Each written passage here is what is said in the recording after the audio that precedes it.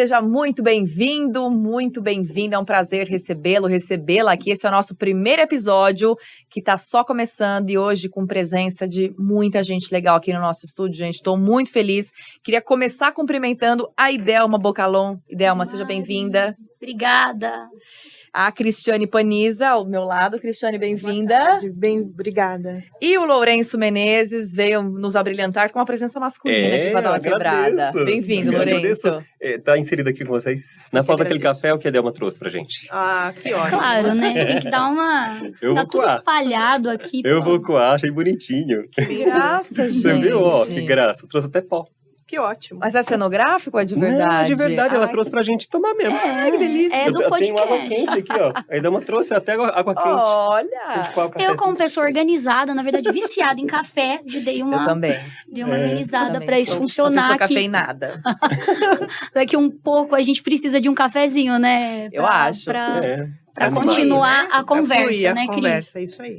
Bom, você é mãe. Sou mãe. Você é esposa. Sim. E você é advogada, formada. Conta um pouco pra gente como que essa vida profissional sua apareceu na sua vida, como que você... Olha, eu quero ser advogada. Você pensou isso na sua infância? O que você queria lá atrás é o que você desejou, é o que você realizou na sua vida profissional? É, exatamente o que eu queria. Eu tinha duas vertentes, né? A gente, quando é criança, a gente não tem noção de como se chega até determinadas funções, né, determinadas profissões. E aí eu tinha muita vontade de ser juíza. Isso carreguei comigo durante muito tempo. E agora não mais, não vem mais ao caso. Eu acho que eu acabei me suprindo de outra forma, né? E então eu sempre quis. Isso ficou adormecido dentro de mim durante um tempo, né? Como toda adolescente dos anos 80, a gente... Não sei disso, não conheço, ficar de... Mas eu sei. Então eu fiz muita coisa, eu fiz produção de show. Jura? Juro, fiz produção de show na minha adolescência, lá em Santo André, de onde eu vim. E acabei indo para uma outra área, para a área da controladoria econômico-financeira, que é até onde eu estava, né, quando me formei em Direito. Você se formou em que ano, Cris? Eu me formei em 2005, né, a gente graduou em 2005, e a partir daí, então, que eu fui trilhar o caminho do Direito. Então, eu tive uma outra vida profissional antes da advocacia, o que me ajudou muito na bagagem, né, na resolução dos casos de família, caso trabalhista. E essa paixão pelo direito eu tive certeza mesmo quando eu fui trabalhar no jurídico do Sindicato dos Metalúrgicos do ABC. Porque tem muita área de atuação, né, no direito. E como é que você... Então foi aí que você entendeu para que lado você ia. É isso que eu quero fazer da minha vida. Entendi. Mas a vida leva a gente para outros caminhos, né? E a faculdade eu acabei adiando. Eu tive um filho antes disso, então... acabei adiando um pouco o sonho da faculdade. Eu fui realizar esse sonho quando eu vim para Jundiaí, vim para Itupeva, na verdade. Saí lá de Santo André em 98, 99, vim para Itupeva. Eu tinha um bebê, né, 2 anos e meio, e vim morar com a minha mãe, no fim de um relacionamento não muito bem sucedido. E a partir daí foi que ela me incentivou, né? Então sua mãe estava aqui em Itupeva. Tava em Itupeva. Isso. Aqui não, aqui é Jundiaí. Aqui é Jundiaí. Lá em Itupeva. Lá em Itupeva. E aí ela me ajudou bastante e eu ingressei na faculdade. Entendi. E aí não parei mais, né? O direito passou a ser a minha profissão mesmo, aquilo que eu queria, que eu sempre quis. E eu passei a realizar um sonho de infância, que era o que eu queria fazer. Que legal. Né? Aí guardei um pouco no coração essa questão da magistratura.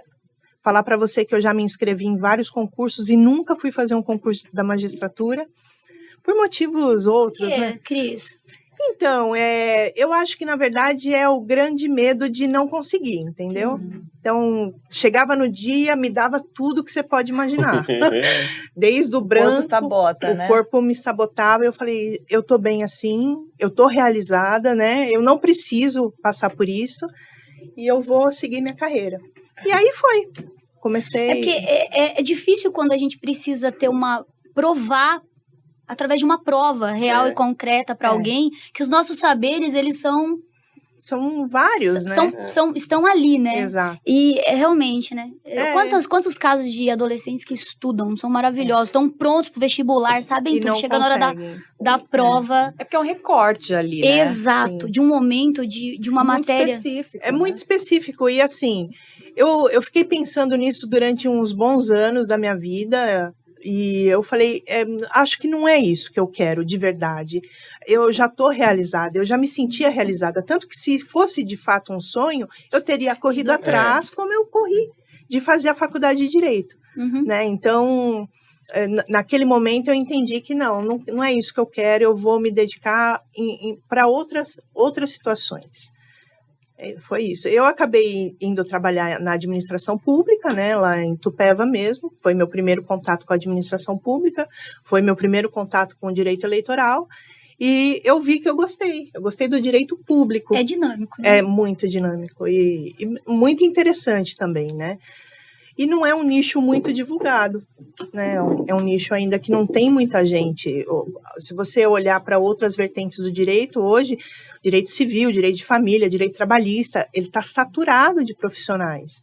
E a gente tem algumas áreas que realmente há escassez de profissionais. Os profissionais que tem são muito bons, são os medalhões, né, que a gente chama. E aí a gente não consegue entrar porque já está dominado, mas tem algumas áreas que ainda não. Então você consegue galgar espaço, abrir espaço, ir trabalhando e fazendo o nome da gente. Então fica a dica para quem está fazendo faculdade de Direito. Direito público é uma necessidade aí. Não tem muita gente no direito público, não. Você vê que mesmo sabendo a área que você quer atuar, você vai descobrindo vertentes dessa área. Exatamente. E vai se apaixonando mais pelo que você faz, né? Exatamente. Uma outra área que está em bastante ascensão, que eu acho que é um mercado que está aí aberto, né, para quem está se formando agora, é o da LGPD, né, do direito digital, proteção de dados. Então é uma área muito, né? Muito. E todo mundo vai precisar ter. Desde a empresa maior a menor, aquele que tem o comérciozinho que pega o CPF para pôr na nota fiscal, vai pôr só na nota fiscal, vai ficar guardado em algum banco de dados. Se for ficar guardado em algum banco de dados, ele vai ter que ter um termo de responsabilidade, a pessoa vai ter que assinar. Então, ele vai ter que ter o consentimento do cidadão, do consumidor, de que ele precisa guardar aqueles dados para alguma finalidade que não seja de venda, né? Inclusive, eu estava lendo esses dias, agora atrás, uma primeira empresa que foi condenada porque ela vendeu os dados dos clientes. Foi a primeira condenada, porque a grande maioria acaba fazendo isso. Eu não entendo muito, claro, disso. Eu queria te perguntar, tem muita lei ainda a ser criada diante disso, porque essa situação é nova, né? Existem denúncias ou situações que estão sendo criadas agora pela demanda digital, problemas que a sociedade não entendia, não vivia, por causa que não vivia na era digital, e que eu acho que a área de direito está começando a tatear isso, colocando, né, fazendo adendos. Na verdade, como que eu vejo? O direito, ele é dinâmico também. Isso. Então, ele acompanha muito o que a sociedade pede. Às vezes demora, porque, sem querer entrar em questão ideológica, mas tem pessoas que resistem mais, né, ao avanço das tecnologias, e não é uma questão ideológica. Então, quando você vê a discussão de um PL das fake news, por exemplo, da forma como foi feita, da forma rasa, da forma muito superficial como foi feita, e acaba mais atrapalhando porque é levado para um lado ideológico, né? Por exemplo, hoje nós estamos aqui num veículo de comunicação. Esse veículo de comunicação, ele tem a sua regulamentação, ele responde, ele tem a sua responsabilidade. Quando você vai para um podcast que é aberto, você não vê o mesmo cuidado. Então, a pessoa, às vezes, ela está ali falando mentiras que influenciam as pessoas, né? E isso não tem uma contrapartida, não é contraditado, né? Ao passo que quando você tem uma jornalista que é especialista na área, ela vai falar, não é bem assim, né? Então, às vezes a gente vê entrevista na TV, na rádio, que o jornalista contradita o entrevistado e fala, não é bem assim. Traz para a realidade, ele traz para a realidade, é a responsabilidade que ele tem. Então, eu vejo assim, tudo, desde uma compilação de banco de dados até a levar uma notícia, você tem que ter regulamentação. E são temas novos, mas são temas que precisam ser enfrentados pelo Congresso. Exatamente. Sem dúvida. É porque está aí na sociedade exatamente. E a nossa próxima geração vão ter inúmeras outras demandas sobre esse mesmo tema, porque nossa vida hoje é só isso. É ditada por isso, né? Exatamente. Acho que é uma realidade paralela, né? é uma outra. É uma realidade muito, né? Não é só política. Por exemplo, se você pegar uma rede social hoje, você vê, por exemplo, o tratamento contra o câncer. Eu já vi, acho que você já deve ter visto. Toma água morna de manhã que você vai ter o câncer curado. Gente, isso é mentira. Exato. Ou não faça isso que você não vai ter câncer. Não há garantia, né? A gente sabe melhor do que... Falar, todo mundo fala. Eu tenho um filho adolescente, vocês conhecem, você vai conhecer, Mari, o Arthur. E isso é um tema de uma casa, de um adolescente, de uma família, isso é fato. Meu filho, ele tem um YouTube, óbvio, e os canais, todos os canais que aparecem. O Lourenço vê esse debate em casa sempre. Ali na mão dele, no celular. E aí ele vem. Então, mãe, sabe essa ideia aqui? Tá, você ouviu aonde? Ele ouviu de um moleque mais novo que ele, que deve ter ouvido não sei onde, repassou, tá meu filho debatendo comigo uma coisa infundada. Aí eu, vamos lá, calma, né? Vem cá, meu bem. Existe sempre, para todo tema, alguém que estudou a ciência daquilo. Sim. Alguém que debruçou sobre livros, alguém que fez referência, alguém que está no século passado, que descobriu isso, que já vem debatendo sobre isso. Existe biografia. Você vai ter que pegar o seu amiguinho do YouTube, mas também você vai ter que pegar os escritores que falam sobre isso, que no nosso país tem muita gente esperta em tudo. E vamos ver o antropólogo, vamos ver o psicanalista, vamos ver de onde que está saindo essa ideia, né? O porquê disso, aonde ele colheu essa ideia, o que tem por trás disso tudo, qual é a mensagem que isso está passando. Quem está pagando. Exatamente. Mas acontece muito dentro de toda a família. Não, mas você está com seu filho adolescente. Eu estou para dizer para você que existem pessoas de todos os níveis, de toda a faixa etária, que se envolve com essas discussões de internet tal, e acabam trazendo para sua vida, né, assim, essas questões mesmo, assim, como verdade absoluta. Exato, a pessoa não acha que ela está passando para frente uma fake news. Ela tem certeza que ela está passando uma verdade. Exato. Então, eu acho que cabe a gente parar um pouco para... Quem eu tô ouvindo, né? Tá, eu vou ouvir você, mas você e mais você. Quem mais fala sobre isso? Que tem notoriedade. Vamos ler. No que a situação diverge, porque eu acho importante. A gente tá na era digital. Eu tenho certeza que vocês já caíram na fake, não é fake news, né? Na fake do regime, dos regimes. Eu conheci uma menina que ela tinha uma apostila. Quem nunca, né, Lourenço? Você toma essa água, você vai perder 10 quilos. Você toma e engorda 2. Não, mais de 1000 dietas. Dieta da lua, dieta do sei o quê. E ela fazia todas, tadinha. Mas isso existe desde que... Que a gente tinha que escrever a dieta no caderninho. Essas dietas dizem que a Eva comeu a maçã porque falaram pra ela que não engordava. É bom pros dentes, né? Bom, em mim dá uma fome danada. Tira a maçã. Dizem, né? Mas existem até núcleos hoje na Unicamp, que pertinho da gente, tem um núcleo de combate às fake news. Eles têm um núcleo formado por cientistas, mais de 10 pesquisadores, e não veio da pandemia, veio do início dos primeiros boatos do terraplanismo. Gente, 2018, 2017. Eles formaram o núcleo, tamanho, o impacto nocivo de uma porcentagem em meio de um mar de gente estudando de verdade.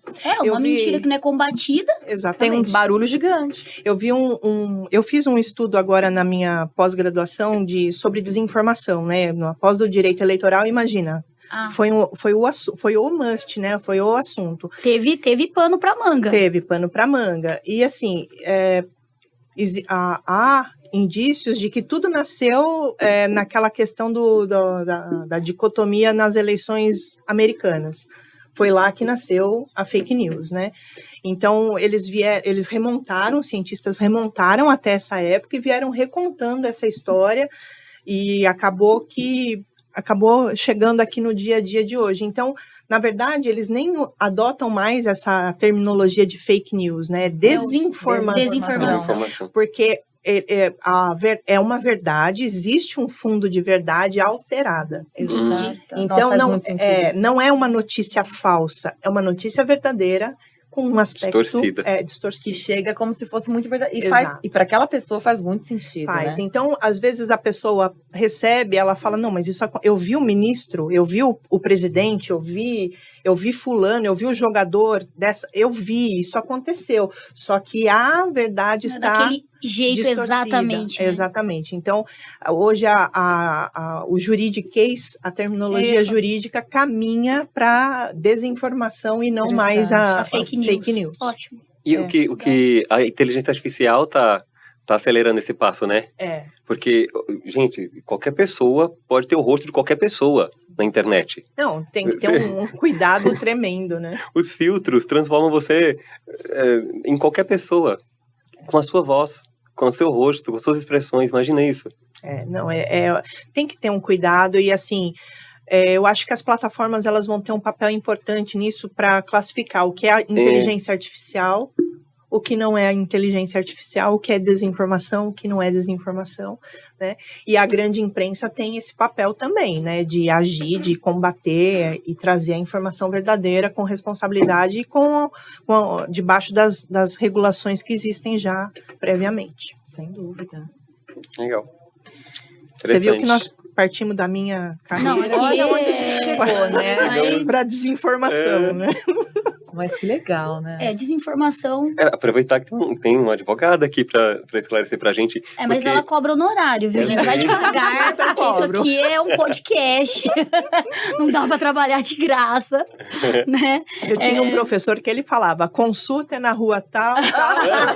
Dava um cartãozinho pra nós na faculdade. Mas quem não quer tirar uma casquinha, né, Cris? Opa! Mas a gente tá falando de temas muito atuais. Enfim, eu queria saber, voltando, onde estava a Cristiane, a doutora Cris, de 20 anos atrás?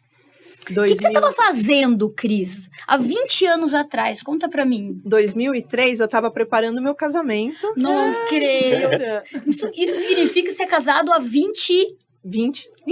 20 anos. Eu conheci meu marido em 2002, estava na faculdade ainda, segundo ano da faculdade.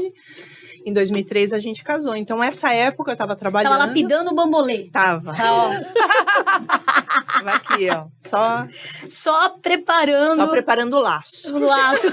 Foi um ano de namoro, então. Um ano de namoro. Você ouviu comentários do tipo, mas foi muito rápido? Porque mulher ouve isso, né? Assim, porque tá tudo certeza. Cronometrado. Tem uma caixinha pra tudo. 5 anos, depois noivar 2, depois casar. Não foi nada disso. Não foi porque, vamos dizer assim, o meu primeiro relacionamento a gente seguiu, né? O protocolo e foi pra mim, desprotocolou, até né? Se ele vir a ouvir aqui, foi um desastre.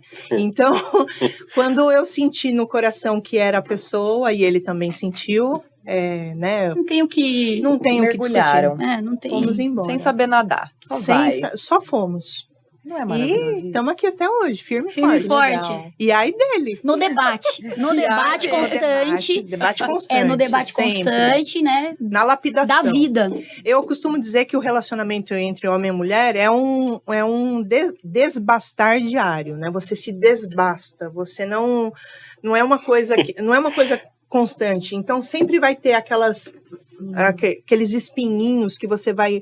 A roda da engrenagem vai girando e você vai desbastando esses espinhos, entendeu? Vai deixando tudo... Pode ver que o que ficou para trás, você já olha e fala, assim, tá bom, né? Conseguimos chegar, tal. Mas todo dia tem uma coisinha nova. É filho, né? Eu vim de um relacionamento com um filho, ele veio de um relacionamento com uma filha. Eu costumo dizer que é um meu, um dele e um nosso, né? E tem a Isabelle. E o Matheus está com 27 anos, a Isabelle com 19. Nossa, a Isabelle com 19. E a Bia, que é a dele, está com 24 anos. Então, assim, todo mundo encaminhado, todo mundo bem. Então, estamos bem. Sabe o que é estranho Aí pensar? eu falo que a gente vai curtir o casamento agora. Que agora todo mundo foi, É estranho pensar que a gente caminha para ocupar o lugar dos nossos pais. É esquisito. Eu não sei, acho que a idade, talvez não, completamente. Né? Completamente. Você vai pensando, nossa, minha mãe fez isso e tal. Quantos anos ela tinha? 40. Poxa, tô com 42. Opa, peraí. Eu já sou a minha mãe e passei daquela minha lembrança de criança, né? E é muito incrível. É natural. Ao mesmo tempo que a gente não tá preparado para deixar de ser a filha, né? A gente não tá preparado para deixar de ser filho, a gente não tá preparado para essa, não sei, essa substituição pra assumir natural, o lugar, né, de você não olhar para trás e falar, não tem ninguém na fila, sou eu aqui mesmo segurando, não tem, vem a pergunta e aí para trás não tem mais pergunta para você, né? E eu perdi minha mãe, eu perdi minha mãe em 2003. Eu casei em setembro, minha mãe faleceu em dezembro de 2003. Então, assim, foi uma perda muito, né, muito chocante para mim, porque justamente eu tive que assumir o papel. Eu trouxe meu pai para morar comigo, trouxe meu irmão, que tinha na época 17 anos. Ele era jovem. Para morar comigo. E foi um pedido dela no leito da morte. Cuida dos meus. Não deixe seu pai e seu irmão sozinhos. Foi o que ela me pediu. Então, não tinha como dizer não. Então, recém-casada, tive que trazê-los para dentro de casa. E para mim foi uma alegria, porque meu pai sempre me ajudou muito. Nossa, nem pai, né? Pai. E meu irmão é um querido. Meu irmão que morou comigo, o Thiago, é um querido, um amado, assim, é como se fosse meu filho mesmo. Cuido dele até hoje. Como se ele tá casado, já tem filho, mas eu ligo, tá tudo bem, tá precisando de alguma coisa, parece filho mesmo. Então, assim, foi muito chocante. E 10 anos depois eu perdi meu pai, em 2013, né? Essa parte eu soube um pouco mais. Você estava presente. Então, em 2013. Então, há 20 anos, praticamente, eu tô sem ter para quem, né? Com quem que eu vou me apegar? E às vezes eu me pego, depois que minha mãe faleceu, eu me pegava pegando o telefone e ligando para ela, sabe? Para desabafar. Aí eu, não tenho mais para quem ligar, né? Quem cuida da pessoa que cuida. Exatamente. Né? Exatamente isso. Quem cuida da pessoa que cuida. Aí os amigos, né? Começaram a fazer esse papel de cuidar da pessoa que cuida. Os cafezinhos, né? Que eu já vi que vocês gostam de tomar café. Cafezinho.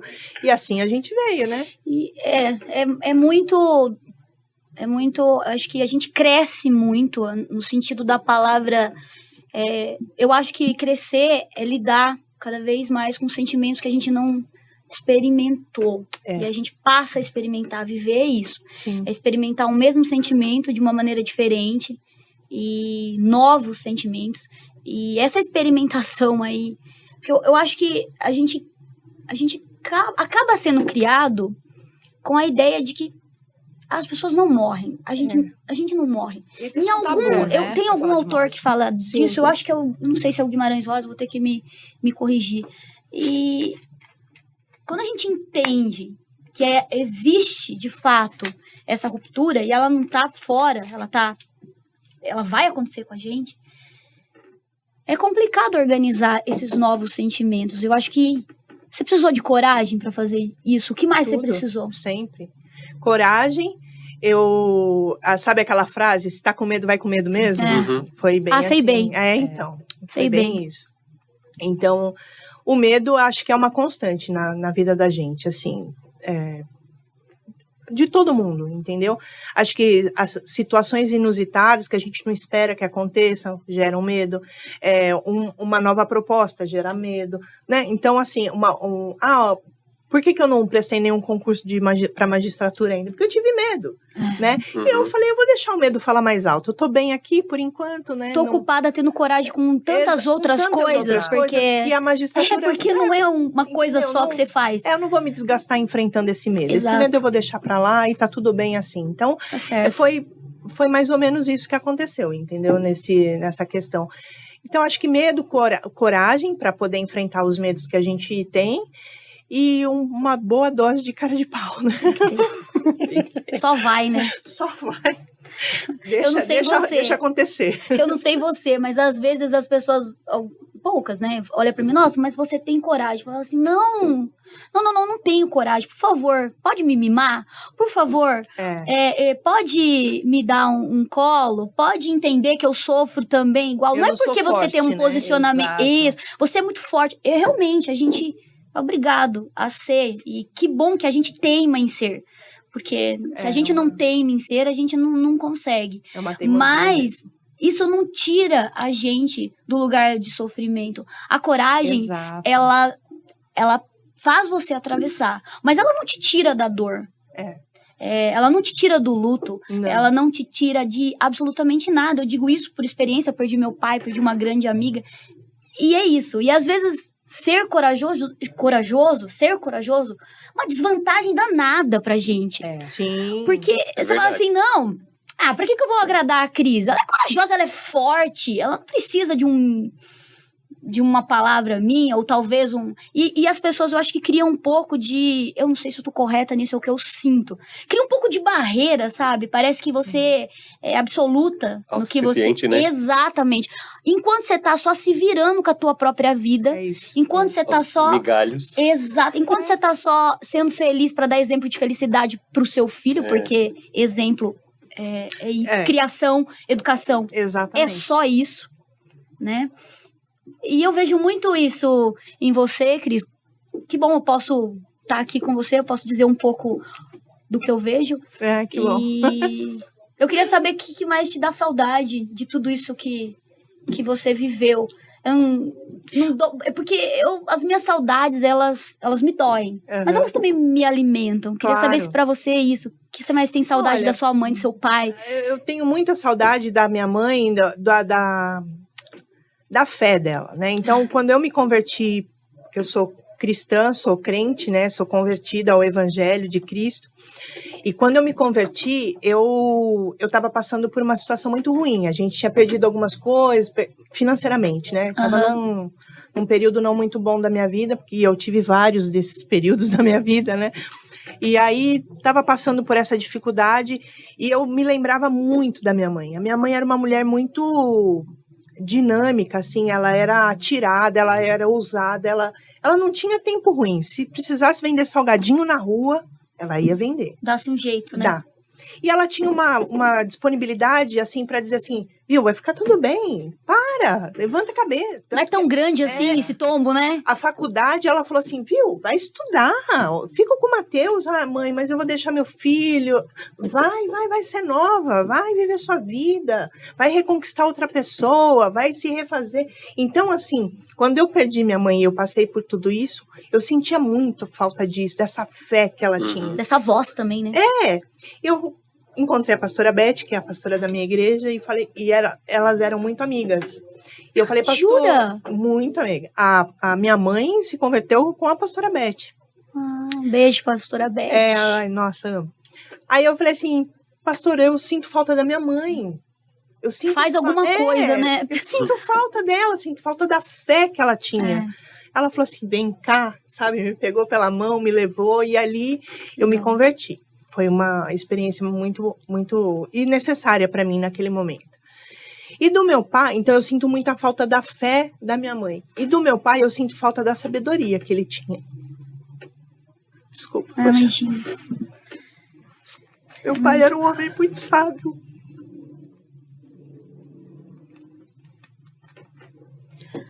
Cris, esse ciclo que vai se fechando e vão iniciando outros na nossa vida é feito de dores e amores. Que bom que a gente carrega Eu saudade. era a única filha, né? Imagina, pouco assistida. Pouco assistida. Sim, sinto muita falta dele nesse sentido. Ele sabia tudo, conversava sobre tudo, mesmo só com o 4º ano primário. Era um homem muito sábio. Enfim, muito engraçado. A gente ria muito com ele, era muito rabugento também. Mas eu sinto muita falta dele. Eu te entendo perfeitamente. Desculpa. Imagina, Cris, Não tem que se desculpar por... Aqui é lugar de emoção também, né? Conversa. Eu tô me permitindo também, porque também perdi meu pai há 7 anos. Perdi. E é um buraco que não fecha, né? Eu tô saindo do jornalismo aqui pro bate-papo, porque a gente tem que dar um lugar pra nossa dor também. A gente tem que falar sobre ela, né? Verdade. Quantas pessoas não... As nossas histórias, elas são um eco, né? Na vida de tantas pessoas. Sim. Por aí. Por isso que é tão importante, eu acho, esse veículo de construir, contar as histórias. Porque é um eco. A gente acha que a gente está vivendo a nossa dor única. E tem tanta gente que está ouvindo e está chorando junto, né? E entendendo que é assim. É porque a vida da gente não é só vitória, né? A gente tem um galgar de degraus, de tombos, de levantamento de cruz, né? De carregar a cruz. Perder, vamos combinar, gente. Faz parte. A gente perdeu uma partidinha de ping-pong da raiva. E a morte, eu perdi meu pai, eu nem sei. O que acontece? O que passa pela minha cabeça? Passa pela minha cabeça uma coisa muito maluca. Eu acho que a pessoa faz muita falta. A rotina faz falta. Mas, no mundo, é tão difícil achar alguém que te ame. E quando você perde alguém que te ama exatamente do jeito que você é verdade. Você sente falta desse amor, dessa aprovação, desse acolhimento, dessa... E aí você fala assim, menos uma pessoa no mundo que eu amo, mas também menos uma que me tem como um tesouro, que me ama, independente dos meus defeitos, e que me vê, apesar deles, na minha essência, né? Exatamente. E isso é deixar de existir um pouco, né? Porque a gente existe no outro. A gente existe no outro. É verdade. Em especial no outro que a gente ama e que nos ama. Exato. Que tá com a gente, né? Tá no dia a dia, que tá no... Exato. Que nos olhou, que não nos julgou durante muito tempo, né? Então, faz falta. E pra fechar esse tema, se você pudesse pegar... Aí eu falando longe aqui. Se você pudesse escrever uma carta, Cris. Mas eu posso escrever uma carta. Um recado, um e-mail. Já tá ficando pra trás, viu? Um WhatsApp. Um direct. E alguma essas coisas aí. Pra quem você endereçaria e o que você colocaria pra você? Pra quem? Mas eu posso falar uma coisa que pra qualquer pessoa. Eu vou mandar e essa pessoa vai receber. Eu acho que eu mandaria, sei lá, acho que para Deus, talvez. E quando que vai acabar isso?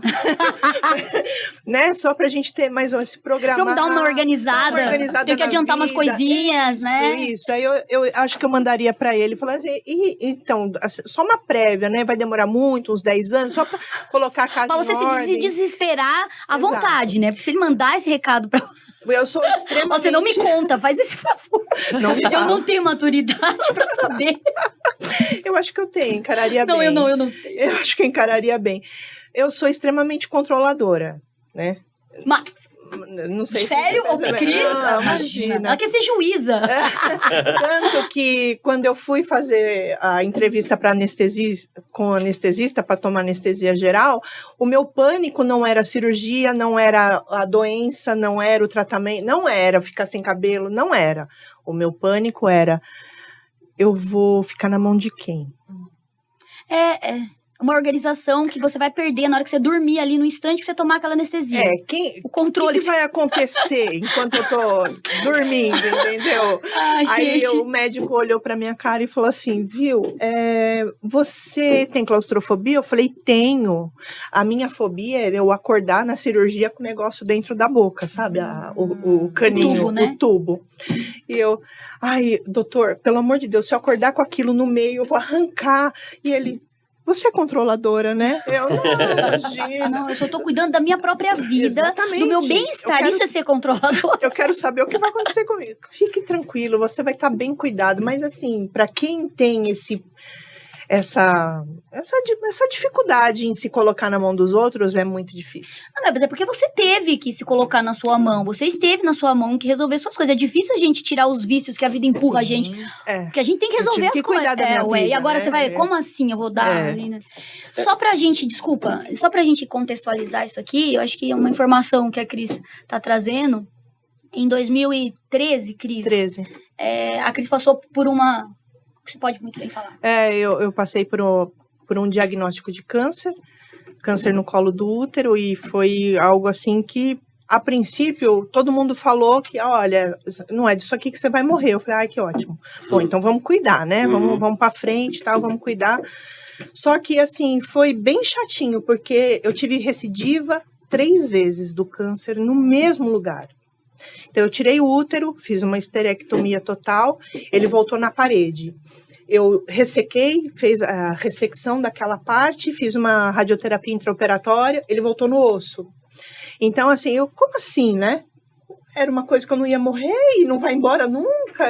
O que vai acontecer comigo? Aquela coisa. Tava tudo bem, mas o tudo bem não chegou ainda, né? Aí fiz um tratamento muito pesado, inclusive fui no mesmo médico que a Idelma orientou, que ela estava fazendo tratamento, foi excelente, maravilhoso. Porque aqui a gente é de luta, né? A gente... Vocês estão aqui, um câncer de mama, um de outro, mas a gente vai na vida. Isso aí. E aí foi o tratamento assim que pôs fim a esse ciclo mortal, né, do câncer. Evolutivo. Exatamente. Mortal. Então, desde 2016, graças a Deus, eu entrei em remissão e hoje estou curada. Eu me lembro, nossa, eu e a Cris, a gente fez parceria em muita coisa na vida. E uma das parcerias que a gente fez, que a gente não queria, não precisava. Esse tipo de planejamento desnecessário da natureza humana, a gente não queria. A gente ter enfrentado, né, um diagnóstico de câncer ali junto, perto. E a gente trabalhava, não exatamente junto, mas a gente trabalhava por um projeto unificado. E isso fez com que a gente se visse. Eu via. Se consolasse. Né? E eu enxergava o meu tratamento em mim, eu não via muito, mas eu via no dela. Eu falava, meu Deus. E vem a Cris, aquele corredor, né, Cris, do nosso trabalho. E vem uma sem a sobrancelha. E vem a outra sem o cabelo. Eu falo, o meu tá aqui ainda, o dela não tá. E isso foi, a gente costuma dizer que essa é a parceria feminina de humanidade que a gente quer. Que vai além de gênero, vai além de tudo. Exato. É compreender que a gente está sujeito a qualquer coisa. A lutas que a gente não pode... Interessante isso, que uma pessoa controladora aprendeu que não dá para controlar tudo, né? Exatamente. Tive esse insight agora. Não, mas você não imagina o meu sofrimento. A sua angústia. Quando eu tive o diagnóstico, eu cheguei na prefeitura, eu lembro até hoje, eu abri o computador, eu li tudo sobre o câncer do colo do útero. Então, eu quase tomei o lugar do meu médico. Eu ia no médico e falava assim, não, mas eu via, você viu onde? No Google. Você tem que parar com isso. Como, gente? Não me peça isso. E o Adriano, coitado do meu marido, ele era o coadjuvante, literalmente. Ele era só o meu motorista, porque ele não podia dar uma palavra, porque passou a ser muito ruim. Eu só fui aprender que eu não tinha controle sobre essa questão quando eu, indo para o terceiro tratamento, eu me coloquei nas mãos de Deus, porque aí eu falei, eu já fiz de tudo, eu não tenho mais o que fazer, é a terceira vez que volta e aí, entendeu? Falei, Senhor, é com você, não tem mais, eu não tenho mais o que fazer, eu estou indo nos melhores hospitais, estou indo nos melhores médicos, centro de referência, eu fiz todo o meu tratamento na C. Camargo, passei na Beneficência Portuguesa, top, né? Então, não tenho mais o que fazer, não sei o que fazer. Aí, eu acredito muito nisso, né? Respeito quem não acredita, mas eu acredito. E aí Deus falou comigo no meu coração e falou assim, você só não recorreu a mim. E eu, não, porque eu achei que... Você estava no controle, né, Cris? Exatamente. Se eu quiser te curar, eu vou te curar no São Vicente, em qualquer hospital, no hospital público. Não é o médico, sou eu, é comigo que você tem que falar. E aí, né, eu me lancei ali aos pés do Senhor e falei, então é com você. E aí, eu falei isso pro meu marido. Meu marido quase infartou, o Adriano, porque, como assim, né? Agora, né, a terceira vez, você tem que se manter. Não, eu vou onde Deus falar que eu tenho que ir. Fui no doutor, eu falei para ele, eu vou porque a Idelma me indicou o doutor Marcelo, vou até lá, vou fazer o que tem que fazer lá, mas assim, se Deus falar não é aqui, não é aqui. Aí fui na beneficência, passei com o doutor Marcelo, que foi uma bênção. E aí eu falei assim, doutor, eu não quero mais fazer no AC Camargo. Não quero mais me tratar no AC Camargo. Mas por quê? O diretor oncológico é meu amigo, sabe? Eles se formaram juntos, parece que ele fez residência lá, tal. Doutor Marcelo. Aí eu falei assim, não, é muito triste para mim fazer quimioterapia em São Paulo, depois eu tenho que voltar para Itupeva, é muito penoso para mim, porque a gente toma muito líquido na veia e depois você vem expelindo líquido, né? Então eu tinha que vir parando, era muito ruim, muito ruim. Imagino. E aí ele falou assim, olha, tem o Dr. Marcelo Fanelli, que também foi diretor oncológico do AC Camargo, e ele tem consultório em São Vicente, em Jundiaí. Eu, quer passar com ele? Pegou o telefone, ligou, manda ela vir aqui amanhã. Passei no outro dia com o Dr. Marcelo Fanelli, que é meu médico até hoje, é oncologista, aqui em Jundiaí, e tô aqui, curada. Contando a sua história. Contando a minha história. Então, Legal. assim, isso é uma coisa que, assim, eu acho que, claro, a medicina é importantíssima, né? Eu não teria sido curada se não fosse pela medicina. Isso eu tenho muito claro. Mas, assim, Deus, a espiritualidade é um fator importante. Sim. Entendeu? A religião é um fator importante. Eu acho que Independente. independe. O acreditar. A fé, né? Isso, é você colocar tudo que há de possibilidade para dar ruim, para dar errado, de lado. Isso. E focar no que pode dar certo. Mesmo que essa informação que você dá a você mesmo seja impossível. Você fala, não, é impossível. Então, mas eu vou focar nisso aqui. É isso. Porque eu vi muitas pessoas serem curadas e eu acho isso uma grande bênção divina. Mas eu também assisti algumas pessoas amadas e queridas partirem. Sim. E me fez pensar sobre muitas coisas. Eu acho que a gente tem que lutar enquanto mulher por políticas públicas. Sim, sem dúvida. Para mulheres, para o diagnóstico precoce. Exato. Não é nada, você não vai morrer disso. Não, vamos cuidar aqui do início. Sim. A mulher, ela precisa ser levada em consideração as suas reclamações, aquilo que você sente, aquela dúvida, tudo precisa ser assistido. Com certeza. Para que tudo seja grandioso. A espiritualidade te dê um enfrentamento melhor, porque doença a humanidade tem Sim, exato. desde sempre. E existem aqueles que vão se curar e aqueles que não vão se curar. E o que passa pela cura na cabeça? A gente fala de cura, a gente fala de restabelecimento de corpo. Exato. Mas, para quem crê ou quem não crê, a gente é além do que a gente apresenta, Sim. né? Tanto que às vezes a gente ama uma pessoa, você fala assim, nossa, mas ela tem uma energia positiva, porque a gente é além do que a gente veste, além do que a gente Sim, faz, além do lugar que a gente ocupa. Acho que isso... Então, acho que essa cura espiritual aí que eu passo a acreditar, essa cura para fazer essa passagem e ter essa liberdade, acho que ou ficar, terminar a sua história aqui, né? Ter os seus fazeres terminados, é algo muito da história mesmo de cada um e desse Deus que tem um propósito na nossa vida que a gente desconhece, por isso que eu mandaria um WhatsApp para ele. Exatamente. Um directzinho, viu? Quando é que vai ser, né? Exato. Tipo controladora. Porque faz sentido, Cris, você dá essa perguntada. E é isso. Lourenço, você podia fazer um café pra gente, porque eu faço. A gente trouxe tudo isso e... Trouxemos tudo, só esqueci do açúcar adoçante. Eu tenho que deixar claro que eu tô com um pouco de medo, porque eu já vi o Lourenço fazer café em lugares bem mais organizados. Eita. Minha nossa, o resultado... forte o café. Vai. Forte. Sem açúcar e sem adoçante. Gente, hoje eu não Mas vai durmo. Não, mas quente. você vai ter que travar a Terceira Guerra Mundial. Porque se você pega um café e põe Então, açúcar... para de falar, porque eu vou fazer coisa aqui, peraí. Vai. Ó, o cheiro já veio. Oh. Gente, uma pena as pessoas de casa não Olha! estarem sentindo o cheiro que a gente tá Tá sentindo. quentinha? Nossa. Nossa, que delícia. Ai, que maravilha. Revivi. Revivi. Eu adoro cheiro de café. Quem não, né? Olha aí. Ah, quem não? Gente, é café de verdade, não é cenográfico. Não é Tô tão cenográfico, não. feliz. Eu só esqueci do adoçante, do açúcar. Não, mas daí é que eu tô... Vamos... Isso a gente esqueceu mesmo. bonitinho. Lindinho, Eu gente. adorei isso aqui. Ah, eu gostei. Amei isso. Você sabe que toda vez que eu faço café, eu nunca... Eu passo o café, o que sobra eu deixo a fumacinha até... Eu adoro esse cheiro.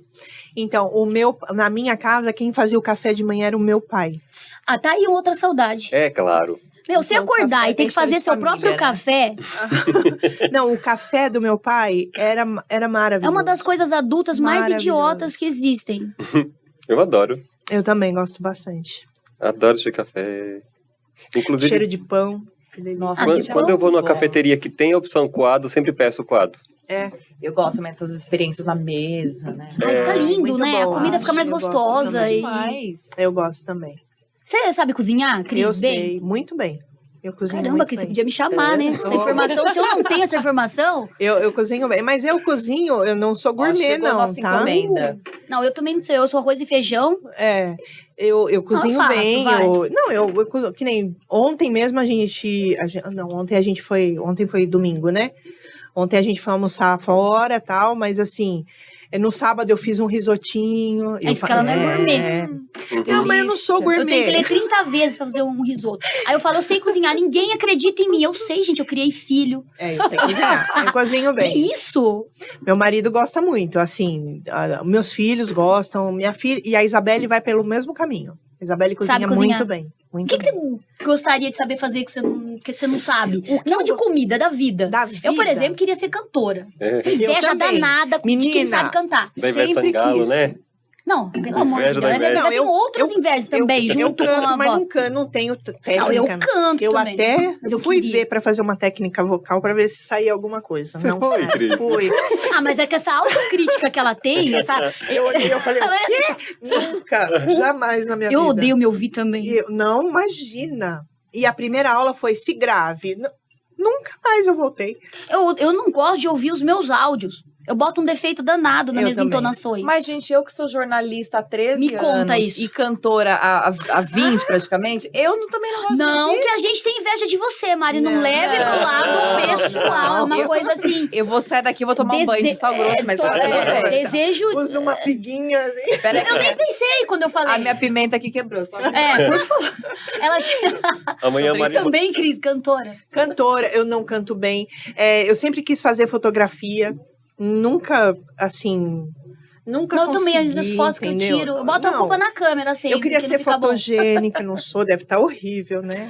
Não, mas não, Não tá. assim, não tá. E assim, eu queria ser um pouco mais assim, eu acordo muito cedo, faço muitas coisas e vou trabalhar. E eu nunca tive aquela coisa de vou me maquiar para sair. Nunca. Então, eu faço minha skincare, passo meu filtro solar e, Porque você é uma mulher né? né, do pelo presente. do presente. A skincare tem que garantir. Tem que garantir.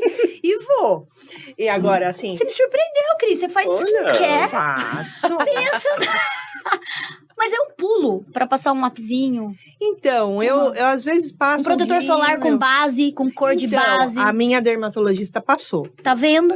com base. Mas assim, eu tenho um problema de pele oleosa, né? Então eu passo a base e no outro dia eu tô com a cara que parece Mas tá ótima. uma roseira. Então Deixa quieto. eu prefiro ficar só no skincare por enquanto, sem Já a é um base. grande passo. Ela falou assim, olha, a base, o protetor com cor, ele vai te ajudar porque você fica muito na tela e ajuda Exato. a bloquear, né? Não é só o sol. Eu falando com propriedade, sei tudo, não sei Então, nada. E aí, mas assim... E a de saúde verdade, também, gente. Protetor solar. exatamente. sem Não, dúvida. protetor Essa luz, qualquer luz Exato, você tá interna aqui, já é. você tá sentindo tomar um solzinho, bronze. um bronze, tá? Um leve bronze. Então, mas não faz parte da Ficou minha pronto, Lori? vida. Ficou. Eu tô ansiosa, não sei. pronto. A maquiagem, Vou tirar é. meu caderninho daqui, porque... Isso não quer dizer que eu não seja vaidosa, eu sou vaidosa. Mas sim, claro, né? isso é só, Numa são só viés. festa, a gente faz Mas a o maquiagem. feminino tá nisso também. Você não seguir um padrão. Exato, Porque boa. Isso dizem que mesmo, o Mari. feminino é o quê? Você ter o cabelo comprido, Ou sempre curto. arrumado. A mulher tem que estar sempre maquiada, não muito, né? Senão chama não atenção. pode ser, exato. Você tem um padrão E do, aí do você médio, vira e né? fala, eu não quero. Eu não me gosto, reconheço assim. Isso também é ser uma mulher feliz. Se eu aparecesse aqui maquiada, não ia ser eu. Exato. Imagina, eu E você tá trabalhei se até sentindo bem, agora. assim? Tô super bem. Pronto. E assim, eu trabalhei até agora, né? Tava trabalhando, tava na prefeitura lá de Vinhedo. É o meu, Obrigada. é o teu meu jeito. natural. É O meu nosso jeito E- é o jeito E de... eu sou bem vaidosa, gosto das minhas coisas, trabalho naturalmente, sem maquiagem. Acho isso perfeito. Eu acho que a gente tem que fazer um brinde final, então, É pra verdade. Pode. coroar Deixa eu esse adoçar o meu. momento. Eu quero Pode dois. ser. O meu vou colocar. Você já adoçou? Não, Não. não. Vou colocar um. Alguém tem mais alguma coisa? Lourenço, Eu adorei. Você Só chega- tá aqui, ouvi vocês, aprendi um monte.